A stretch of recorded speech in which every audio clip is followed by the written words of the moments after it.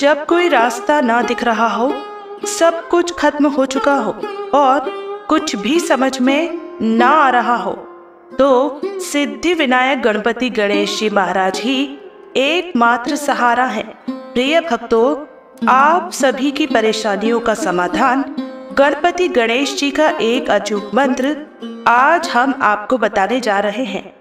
जहाँ पर गणेश जी की नित्य पूजा अर्चना और मंत्र जाप या श्रवण होता है, वहाँ पर रिद्धि सिद्धि और सुख समृद्धि का वास होता है। ऐसे स्थान पर अमंगल कार्य, घटनाएं और दुख दरिद्र बुरी नजर से बचाव रहता है। घर में सकारात्मक ऊर्जा का वास होता है। इसलिए तो गणपति महाराज जी के भक्त अपने अपने घरों में गणेश जी की मूर्ति और तस्वीर लगाकर रखते हैं। जिस घर के मुख्य द्वार पर गणेश जी की प्रतिमा या तस्वीर होती है, उस घर में रहने वाले लोगों की दिन ब दिन उन्नति होती जाती है। अगर आप हमारे बताए गए इस अचूक मंत्र का श्रवण पूरा 108 बार नियमित रूप से करते हैं, तो आने वाली धनतेरस पर आप सब कुछ पा सकते हैं, जिसे आप मन में हमेशा विचार करते हैं। गणपति गणेश जी सभी विभिन्न बाधाओं को हरने वाले हैं, इसलिए उनको विघ्नहर्ता भी कहते हैं। रिद्धि सिद्धि गणेश जी की पत्नियां हैं। गणेश जी के मंत्र, साधना और पूजा पाठ यदि विधि पूर्वक की जाए तो उनकी पतिव्रता पत्नियां रिद्धि सिद्धि भी प्रसन्न होकर घर परिवार में सुख शांति और संतान को निर्मल विद्या बुद्धि देती हैं। विश्वकर्मा की रिद्धि सिद्धि 2 कन्या हैं, जो गणेश जी की पत्नियां हैं। सिद्धि से क्षेम और रिद्धि से लाभ नाभ के शोभा संपन्न 2 पुत्र हुए। भगवान श्री गणेश जी की 2 पत्नियां रिद्धि सिद्धि व पुत्र लाभ और क्षेम बताए गए हैं, जिनको लोग परंपराओं में शुभ और लाभ भी कहा जाता है। जहां भगवान गणेश विघ्नहर्ता है, तो उनकी पत्नियां रिद्धि सिद्धि यशस्वी, वैभवशाली और प्रतिष्ठित बनाने वाली होती है। वही शुभ लाभ हर सुख सौभाग्य देने के साथ उसे स्थायी और सुरक्षित रखते हैं। ऐसे ही सुख और सौभाग्य की चाहत पूरी करने के लिए बुधवार के दिन इस गणेश मंत्र का पूरा 108 बार जप या श्रवण बहुत ही शुभ लाभ देता है। प्रिय भक्तों, आज हम आपको गणेश जी का मंत्र बताने जा रहे हैं। जो भी जातक जिनका विवाह नहीं हो रहा है या विवाह में अड़चन आ रही है, कोई परेशानी है, कोई कठिनाइयां है या कोई विघ्न विवाह में आ रहा है, आप सभी जानते हैं कि हर माता पिता अपने बच्चों के विवाह के लिए कितने चिंतित होते हैं। यदि विवाह में कोई परेशानी आ रही है, कुंडली में कोई दोष है या किसी भी तरह की कोई परेशानी है, तो भक्तों आज हम आपको वह मंत्र बताने जा रहे हैं जिन मंत्रों के जाप या श्रवण करने पर ही आपके विवाह में आ रही सारी परेशानियां दूर हो जाएंगी। इन मंत्रों के श्रवण मात्र से ही आपको विवाह में आ रही सारी कठिनाइयां दूर होती चली जाएंगी। आपके बच्चों का जल्द से जल्द विवाह संपन्न हो जाएगा। बस आपको केवल इतना करना है कि प्रतिदिन हमारे दिए गए मंत्रों को 108 बार श्रवण करना है एवं जब तक आपका रिश्ता पक्का ना हो जाए, इन मंत्रों को प्रतिदिन 108 बार श्रवण अवश्य करें। इतना करते ही आप देखेंगे एक चमत्कारिक रूप से परिवर्तन, जो कि आपके जीवन को बदल देगा और आप लोगों को विवाह के लिए कॉल आना चालू हो जाएंगे और शीघ्र अतिशीघ्र आपके घर में शहनाइयां गूंज उठेंगी।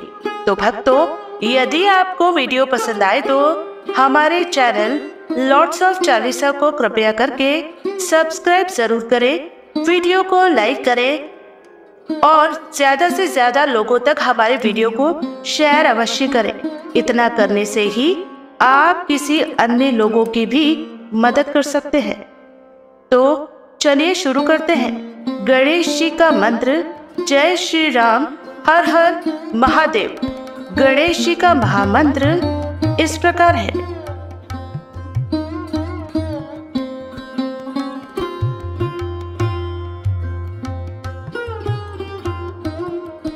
ओम श्रीं गं सौम्याय गणपतये वरद सर्वजन मे अव्ययाय मम विवा कुरु स्वाहा। ओम श्रीं गं सौम्याय गणपतये वरद सर्वजन मे अव्ययाय मम विवा कुरु स्वाहा। ओम श्रीं गं सौम्याय गणपतये वरद सर्वजन मे अव्ययाय मम विवा कुरु स्वाहा। ओम श्रीं गं सौम्याय गणपतये वरद सर्वजन मे अव्ययाय मम विवा कुरु स्वाहा। ओम श्रीं गं सौम्याय गणपतये वरद सर्वजन मे अव्ययाय मम विवा कुरु स्वाहा। ओम श्रीं गं सौम्याय गणपतये वरद सर्वजन मे अव्ययाय मम विवा कुरु स्वाहा। ओम श्रीं गं सौम्याय गणपतये वरद सर्वजन मे अव्ययाय मम विवा कुरु स्वाहा। ओम श्रीं गं सौम्याय गणपतये वरद सर्वजन मे अव्ययाय मम विवा कुरु स्वाहा। ओम श्रीं गं सौम्याय गणपतये वरद सर्वजन मे अव्ययाय मम विवा कुरु स्वाहा। ओम श्रीं गं सौम्याय गणपतये वरद सर्वजन मे अव्ययाय मम विवा कुरु स्वाहा। ओम श्रीं गं सौम्याय गणपतये वरद सर्वजन मे अव्ययाय मम विवा कुरु स्वाहा। ओम श्रीं गं सौम्याय गणपतये वरद सर्वजन मे अव्ययाय मम विवा कुरु स्वाहा। ओम श्रीं गं सौम्याय गणपतये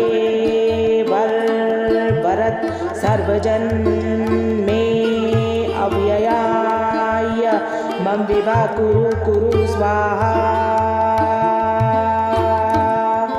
ॐ श्रीं गं सौम्याय गणपतये वरद सर्वजन मे अव्ययाय मम विवा कुरु कुरु स्वाहा ॐ श्रीं गं सौम्याय गणपतये वरद सर्वजन मे अव्ययाय मम विवा कुरु कुरु स्वाहा ॐ श्रीं गं सौम्याय गणपतये वरद सर्वजन मे अव्ययाय मम विवा कुरु कुरु स्वाहा ॐ श्रीं गं सौम्याय गणपतये वरद सर्वजन मे अव्ययाय मम विवा कुरु कुरु स्वाहा ॐ श्रीं गं सौम्याय गणपतये वरद सर्वजन मे अव्ययाय मम विवा कुरु कुरु स्वाहा ॐ श्रीं गं सौम्याय गणपतये वरद सर्वजन मे अव्ययाय मम विवा कुरु कुरु स्वाहा ॐ श्रीं गं सौम्याय गणपतये वरद सर्वजन मे अव्ययाय मम विवा कुरु कुरु स्वाहा ॐ श्रीं गं सौम्याय गणपतये वरद सर्वजन मे अव्ययाय मम विवा कुरु कुरु स्वाहा ॐ श्रीं गं सौम्याय गणपतये वरद सर्वजन मे अव्ययाय मम विवा कुरु कुरु स्वाहा ॐ श्रीं गं सौम्याय गणपतये वरद सर्वजन मे अव्ययाय मम विवा कुरु कुरु स्वाहा ॐ श्रीं गं सौम्याय गणपतये वरद सर्वजन मे अव्ययाय मम विवा कुरु कुरु स्वाहा ॐ श्रीं गं सौम्याय गणपतये वरद सर्वजन मे अव्ययाय मम विवा कुरु कुरु स्वाहा ॐ श्रीं गं सौम्याय गणपतये वरद सर्वजन मे अव्ययाय मम विवा कुरु कुरु स्वाहा ॐ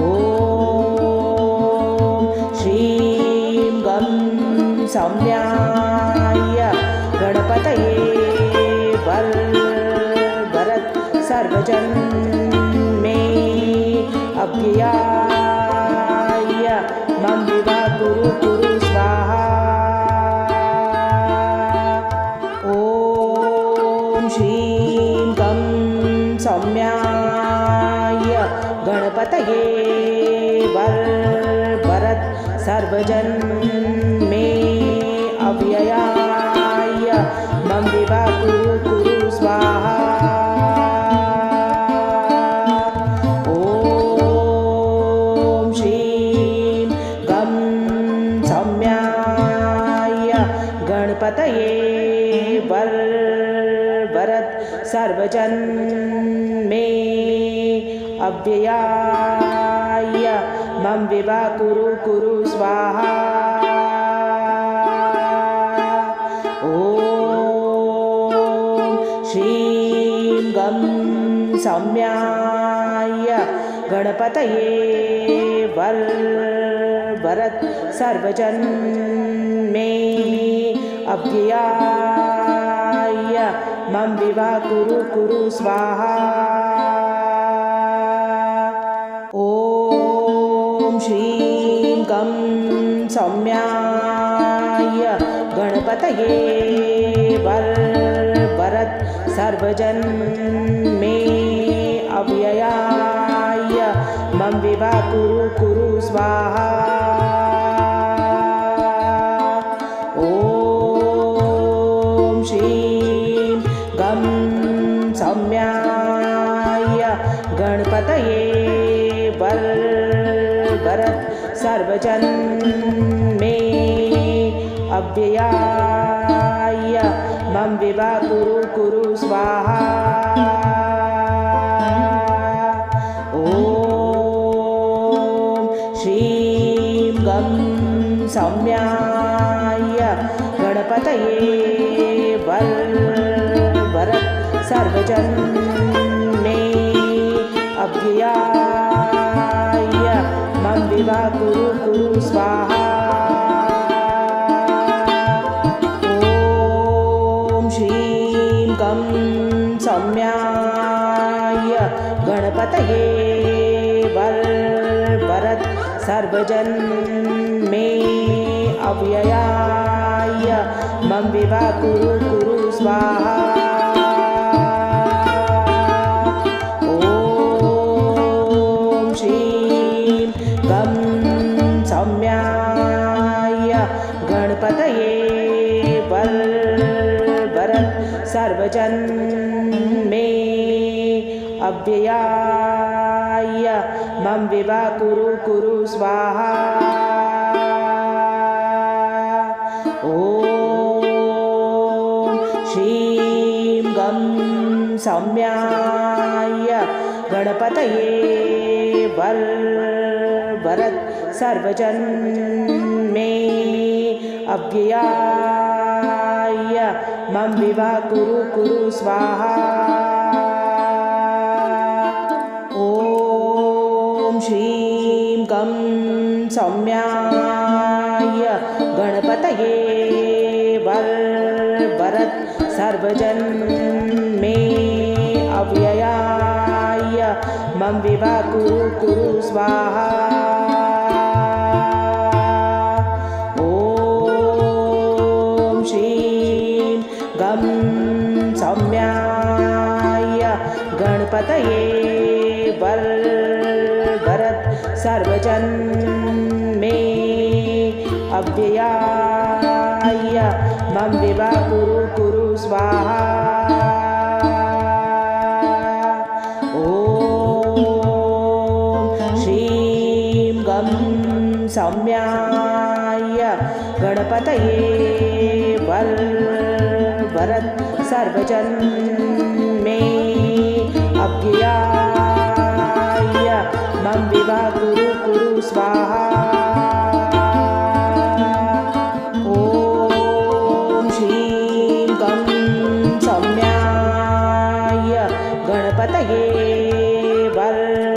वरद सर्वजन मे अव्ययाय मम विवा कुरु कुरु स्वाहा ॐ श्रीं गं सौम्याय गणपतये वरद सर्वजन मे अव्ययाय मम विवा कुरु कुरु स्वाहा ॐ श्रीं गं सौम्याय गणपतये वरद सर्वजन मे अव्ययाय मम विवा कुरु कुरु स्वाहा ॐ श्रीं गं सौम्याय गणपतये वरद सर्वजन मे अव्ययाय मम विवा कुरु कुरु स्वाहा ॐ श्रीं गं सौम्याय गणपतये वरद सर्वजन मे अव्ययाय मम विवा कुरु कुरु स्वाहा ॐ श्रीं गं सौम्याय गणपतये वरद सर्वजन मे अव्ययाय मम विवा कुरु कुरु स्वाहा ॐ श्रीं गं सौम्याय गणपतये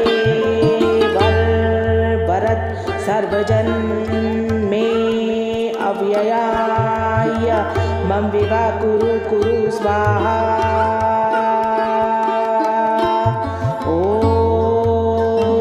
श्रीं गं सौम्याय गणपतये वरद सर्वजन मे अव्ययाय मम विवा कुरु कुरु स्वाहा ॐ श्रीं गं सौम्याय गणपतये वरद सर्वजन मे अव्ययाय मम विवा कुरु कुरु स्वाहा ॐ श्रीं गं सौम्याय गणपतये वरद सर्वजन मे अव्ययाय मम विवा कुरु कुरु स्वाहा ॐ श्रीं गं सौम्याय गणपतये वरद सर्वजन मे अव्ययाय मम विवा कुरु कुरु स्वाहा ॐ श्रीं गं सौम्याय गणपतये वरद सर्वजन मे अव्ययाय मम विवा कुरु कुरु स्वाहा ॐ श्रीं गं सौम्याय गणपतये वरद सर्वजन मे अव्ययाय मम विवा कुरु कुरु स्वाहा ॐ श्रीं गं सौम्याय गणपतये वरद सर्वजन मे अव्ययाय मम विवा कुरु कुरु स्वाहा ॐ श्रीं गं सौम्याय गणपतये वरद सर्वजन मे अव्ययाय मम विवाह कुरु स्वाहा। ॐ श्रीं गं सौम्याय गणपतये वरद सर्वजन मे अव्ययाय मम विवाह कुरु स्वाहा। ॐ श्रीं गं सौम्याय गणपतये वरद सर्वजन मे अव्ययाय मम विवाह कुरु स्वाहा। ॐ श्रीं गं सौम्याय गणपतये वरद सर्वजन मे अव्ययाय मम विवाह कुरु स्वाहा। ॐ श्रीं गं सौम्याय गणपतये वरद सर्वजन मे अव्ययाय मम विवाह कुरु स्वाहा। ॐ श्रीं गं सौम्याय गणपतये वरद सर्वजन मे अव्ययाय मम विवाह कुरु स्वाहा। ॐ श्रीं गं सौम्याय गणपतये वरद सर्वजन मे अव्ययाय मम विवाह कुरु स्वाहा। ॐ श्रीं गं सौम्याय गणपतये वरद सर्वजन मे अव्ययाय मम विवाह कुरु स्वाहा। ॐ श्रीं गं सौम्याय गणपतये वरद सर्वजन मे अव्ययाय मम विवाह कुरु स्वाहा। ॐ श्रीं गं सौम्याय गणपतये वरद सर्वजन मे अव्ययाय मम विवाह कुरु स्वाहा। ॐ श्रीं गं सौम्याय गणपतये वरद सर्वजन मे अव्ययाय मम विवाह कुरु स्वाहा। ॐ श्रीं गं सौम्याय गणपतये वरद सर्वजन मे अव्ययाय मम विवाह कुरु स्वाहा। ॐ श्रीं गं सौम्याय गणपतये वरद सर्वजन मे अव्ययाय मम विवाह कुरु स्वाहा। ॐ श्रीं गं सौम्याय गणपतये वरद सर्वजन मे अव्ययाय मम विवाह कुरु कुरु स्वाहा।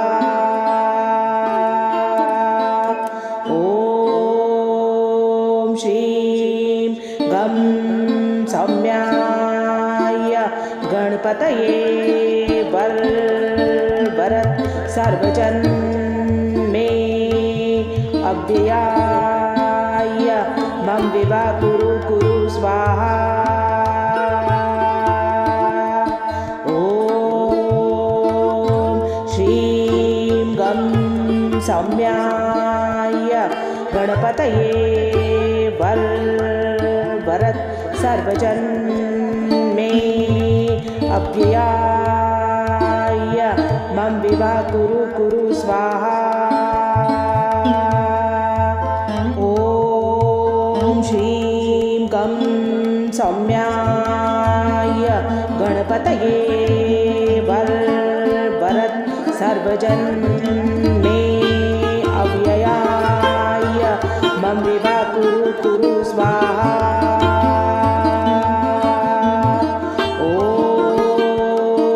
श्रीं गं सौम्याय गणपतये वरद सर्वजन मे अव्ययाय मम विवाह कुरु कुरु स्वाहा। ॐ श्रीं गं सौम्याय गणपतये वरद सर्वजन मे अव्ययाय मम विवाह कुरु कुरु स्वाहा।